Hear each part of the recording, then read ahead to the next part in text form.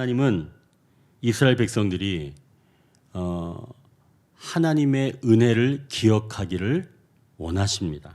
다시 한번 말씀드립니다. 하나님은 이스라엘 백성들이 하나님의 은혜를 기억하기를 원한다는 것이죠. 3절에 보십시오.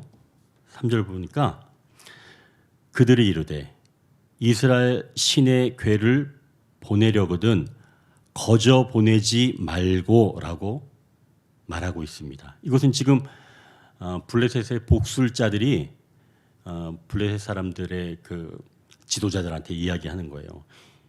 이 하나님의 괴, 이 신을 돌려보낼 때는 거저 보내지 말고 그에게 뭔가 드려야 된다라고 이야기를 하는 겁니다. 이 얘기를 딱 들으면 뭐가 생각나냐면 출애굽 백성들이 애굽에서 나올 때 하나님께서 애굽에서 나오는 이스라엘 백성들을 거저 내보내지 아니하시고 애굽에 있는 사람들에게 은금 패물을 옷가지를 얻어서 나올 수 있도록 해 주셨어요. 그 이야기가 출애굽기 12장 36절에 이렇게 말씀합니다. 여호와께서 애굽 사람들에게 이스라엘 백성에게 은혜를 입히게 하사 그들이 구하는 대로 주게 하심으로 그들이 애굽 사람의 물품을 취하였더라. 이처럼 하나님은 새롭게 출발하는, 묶여있던 것에서 새롭게 출발할 때 하나님은 거저 보내시지 않으신다는 거죠. 그러한 하나님의 은혜가 있다는 겁니다. 하나님은 그걸 기억하기를 원하신다는 거죠. 그래서 지금 이 블레셋 사람으로부터 하나님의 괴가 나갈 때에도 하나님은 거저 보내지 않고 뭔가 이들이 지불하게끔 그 마음을 주셨다는 겁니다. 이것은 곧 이 사건을 통해서 이스라엘 백성들이 출애굽의 은혜를 기억하도록 하신다는 거죠. 하나님은 언제나 빈손으로 떠나지 않게 하시고 새롭게 결단하며 나아가는 성도에게는 이렇게 하나님께서 채워주신다라고 하는 것입니다. 그렇게 인도하신다는 거예요. 또한 6절에 보면 이 복술자들은 애굽인과 바로가 그들의 마음을 완악하게 한 것 같이 어찌하여 너희가 너희의 마음을 완악하게 하겠느냐? 이 6절에는 이렇게 말씀하고 있습니다. 이들의 말을 통해서 애굽에 있었던 그 지도자 그리고 애굽 사람들의 그 상태를 다시 한번 이스라엘 백성들에게 보여주시는 거예요. 마음을 완악하게 먹지 말라. 하나님에 대해서 마음을 완악하게 먹지 말라. 그렇게 완악함을 먹게 되었을 때 하나님께서 진노하셨다라고 하는 것을 이 이스라엘 백성에게 기억하도록 다른 제사장의 말을 통해서 지금 이야기를 해 주시는 겁니다. 그럼 원래 이런 것은 누가 이야기를 했었어야 되는 거예요?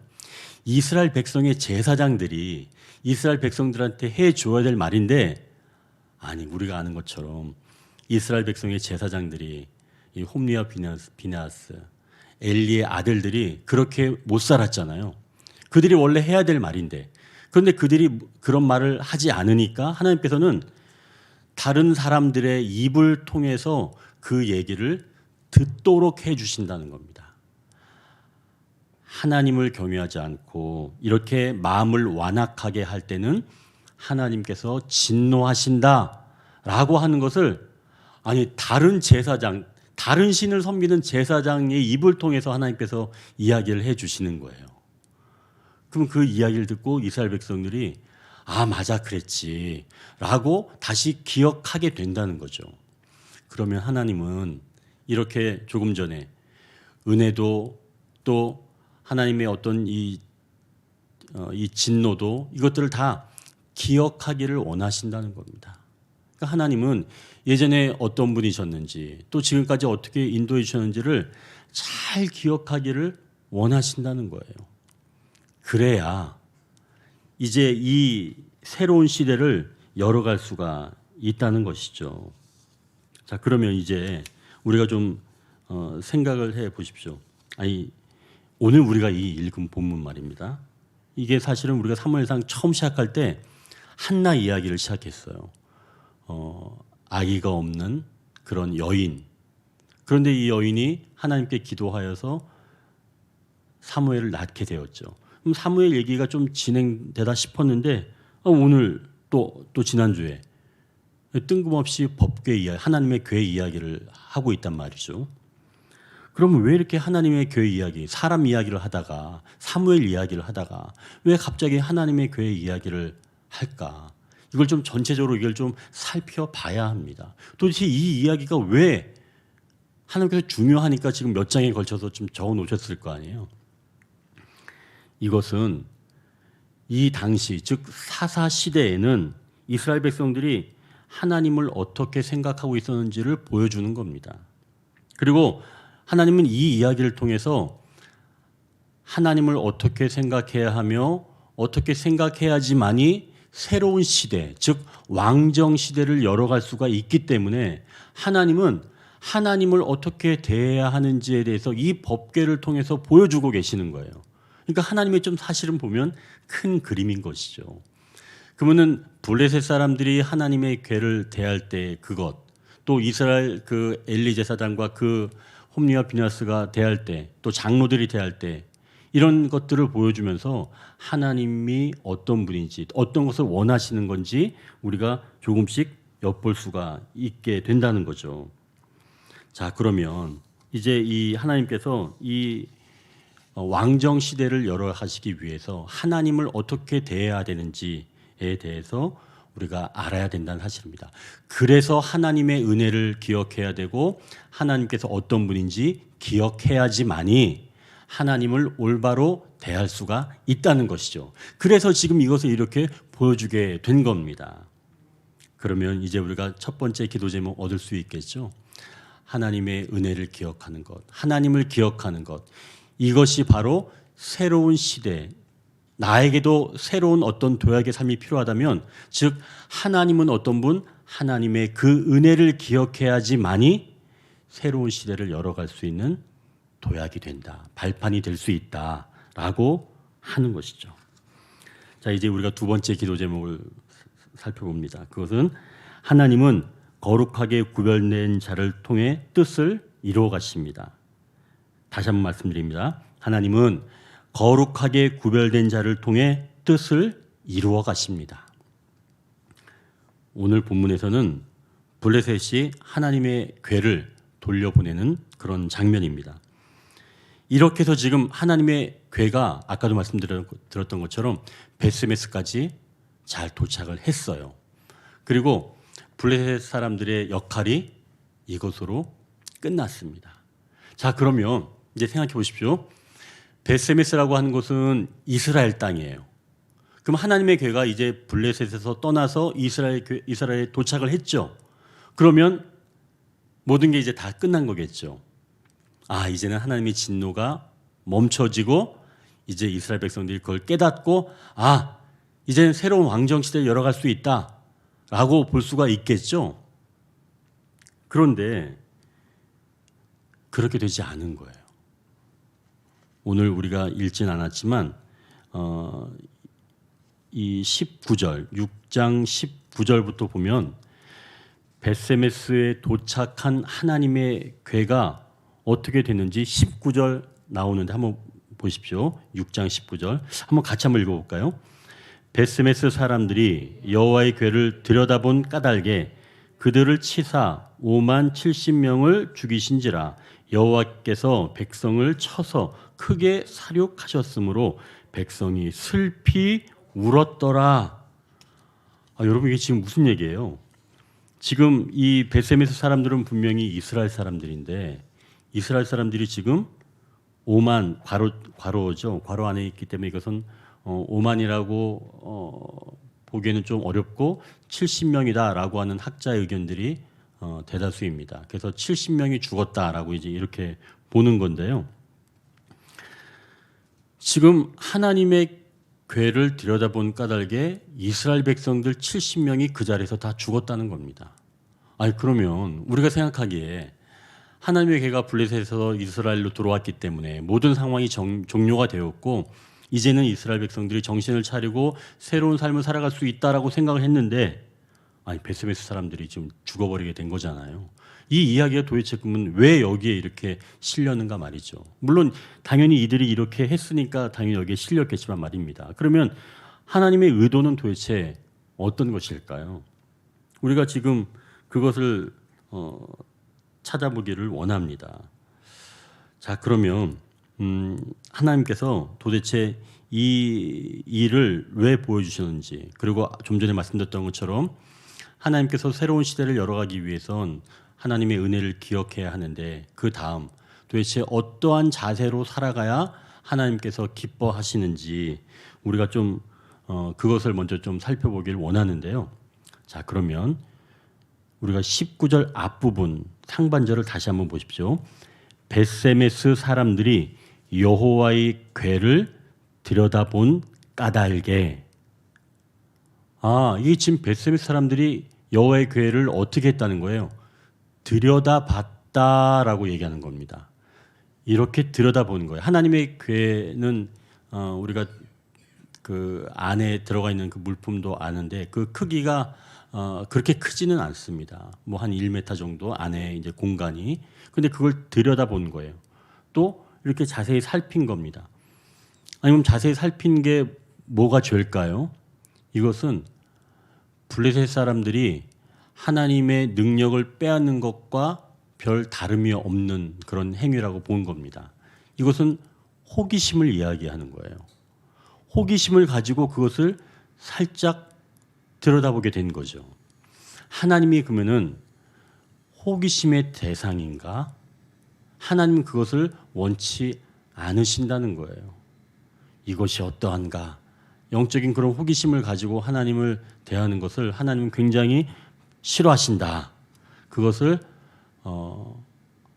나를 우습게 하는 행위로 보신다라고 하는 거죠. 이런 호기심 말입니다.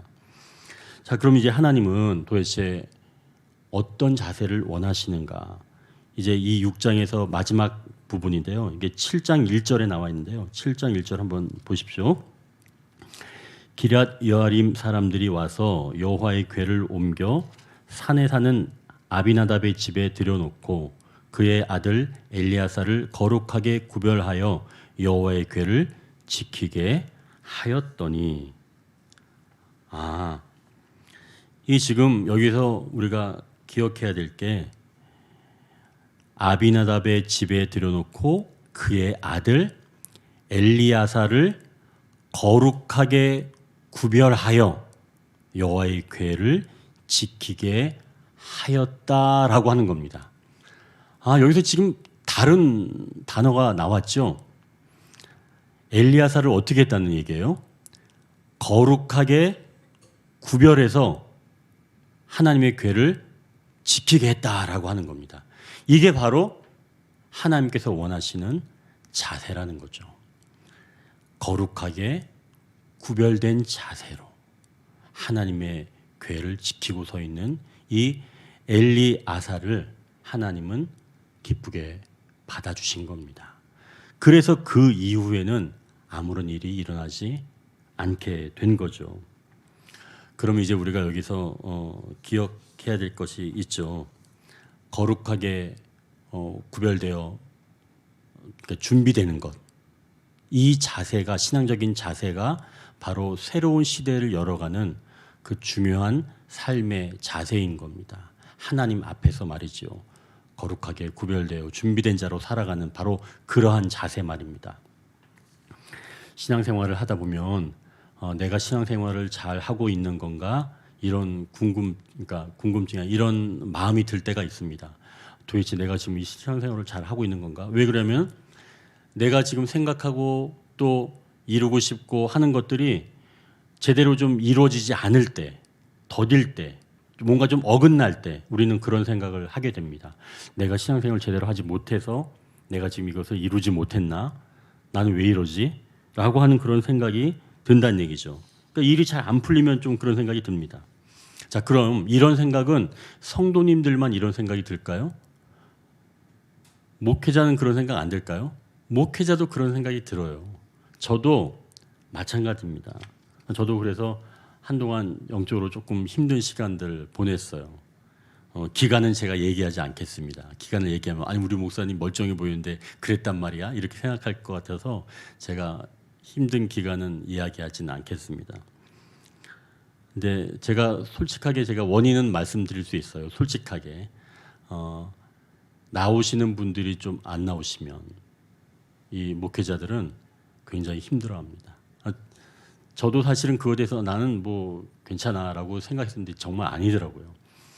그래서 원인을 어디에서 찾냐? 혹시 내가 뭐 잘못한 게 없나? 내가 무슨 말을 잘못했나? 아니면 우리 교회에 어떤 뭔가 좀 문제가 있나? 뭐 어떤 성도 간에 좀 그런 게 있나?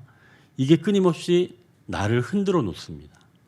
그러면 그때부터는 내가 목회를 좀 잘못하고 있는 거 있나? 내가 뭐 상담을 좀 잘못하나?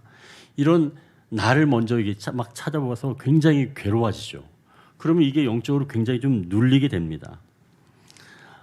그렇게 생각을 하고 제가 이제 막 기도를 이제 막 울부짖어 기도를 하고 그랬는데 이제 하나님께서 이제 원인을 좀 알려주십시오. 제가 도대체 뭐가 문제입니까? 이제 저도 기도를 했죠. 근데 이제 그날 아침에 어느 다른 교회 중직 한 분이 저한테 전화를 해주셨어요. 근데 그분이 뭐라 그러냐면 사실은 본인 교회 섬기는 교회에서 지금 자기가 굉장히 시험들 만한 일이 생겼다는 겁니다. 그래서 자기는 자기의 그 직분을 내려놓기로 결정을 했다는 거예요. 그래서 저한테 그 이야기를 해주시면서 자기가 그렇게 결정했다. 저랑은 좀 친분이 있어서 이제 그 얘기를 하더라고요. 근데 사실 뭐 다른 교회 이야기니까 뭐 그분이 뭐 그렇든 말든 사실은 저랑 뭐 별로 상관은 없죠. 근데 제가 가만히 듣고 보니까 그럼 직분은 누가 준 거지? 아니, 그 직분은 그러면 거기는 사람들이 준 건가? 뭐 장로나 목사들, 뭐 성도들이 준 건가? 물론 그 사람들을 통해서 하나님께서 주신 거죠. 제가 그걸 말씀을 드렸어요. 직분은 사람들이 이렇게 해서 표를 주고 또 인정을 해서 줬다고 생각하지만 그것을 허락하신 분은 곧 하나님이십니다. 만약 그 직분을 그 사람들이 기분 나쁘다 생각하고 내려놓는다면 그것은 그 직분이 그 사람들에게 나왔다는 것을 인정하는 겁니다. 그거는 하나님께서 원하시지 않는 것 같습니다. 그러니 직분 내려오는 것은 좀 다시 한번 생각해 보십시오. 제가 이렇게 말씀을 드렸어요. 근데 저보다 이제 나이가 한참 높으세요. 근데 그분이 이제 가만히 생각해 보더니 아유, 목사님 이야기를 들어보니까 제가 잘못 생각했네요. 목사님 말씀이 맞는 것 같습니다. 너무 감사합니다, 목사님. 역시 목사님한테 말씀드리면 시원해요. 그 연세 높으신 그 어르신이 저한테 그런 얘기를 해주시는 거예요. 그래서 제가 그 얘기를 주님의 음성으로 들었습니다. 네가 그래도 내 일을 하고 있는 그런 목회자다. 그런 마음을 제가 갖게 되었죠. 그리고 그날 저녁에 참 이게 놀라운 거예요. 그날 저녁에 또 아까 그분은 아침이었는데 저녁에 어느 목사님이랑 제가 이제 통화하면서 그 목사님도 이제 개척교회를 이제 막 하시기 시작을 하셨는데 제가 이제 뭐 서류 같은 걸 좀 도와드렸는데 그분이 저한테 제가 먼저 그랬죠. 혹시 목사님 기도 제목이 있으시면 저한테 말씀해 주시면 부족하지만 저도 같이 기도로 섬기겠습니다라고 했더니 그분이 아니에요, 목사님. 기도보다 제가 준비돼야죠. 보니까 내가 먼저 준비돼야 되는 것 같더라고요. 성도들 많이 오고 뭐 그런 것보다 내가 준비해야 되지 않으면 안 되겠더라고요. 그 목사님이 그렇게 얘기하시는 거예요. 사실 저보다 목회도 더 오래 하시고 그런 분인데. 근데 저는 그 말을 딱 듣고 굉장히 은혜가 됐어요. 그렇지. 나도 내가 지금 어떤 열매를 거두는 그런 때는 아니지. 나도 내가 오늘 이 말씀처럼 거룩하게 구별되어 준비되는 때지. 나는 그런 때인데 내가 왜 자꾸 이것을 어떤 결과로 보고 열매로 받지? 나도 준비되는 때인데 아, 그렇구나. 이렇게 저도 생각하게 된 그런 계기가 되었습니다.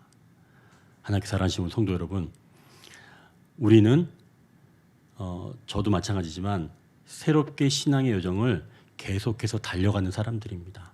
그래서 우리는 하나님의 은혜를 기억하는 사람들이 되어야 하고, 또 한편으로는 거룩하게 구별되어 있는 것들을 준비하는 자로 살아갈 때 하나님께서 우리를 통해 일하시는 줄 믿습니다. 바로 우리가 이렇게 거룩하게 구별되어 있는 것들을 준비하는 바로 그때에 이 지점에 와 있다는 거죠. 그러니 지금 당장 내 앞에 무엇이 아직 이루어지지 않았다고 해서 마음 힘들어하지 마시고, 나는 지금 오히려 하나님의 그 귀한 뜻을 이루어드리기 위해서 오히려 거룩하게 나는 구별되어 준비되는 바로 그러한 때이다 라고 하는 것을 기억하시고, 내가 어떻게 하면 거룩하게 구별돼서 준비될 수 있을까? 그것은 바로 다시 앞으로 돌아간다면 하나님의 은혜를 기억하고 하나님을 사모하는 것에 있구나 라고 할 때 내가 더욱더 거룩하게 준비가 되어져 가는 것이죠. 이제 우리가 이 두 가지, 하나님의 은혜를 기억하는 것 그리고 거룩하게 준비가 되는 것, 이것들이 상호 보완적이겠지만 또 결과적이겠지만 이 두 가지 기도 제목을 놓고 우리가 하나님의 은혜를 기억하고 거룩하게 준비되는 자로 다시 한번 기도하시면서 또 준비되어 가시는 저와 여러분 되시길 주님의 이름으로 축원합니다.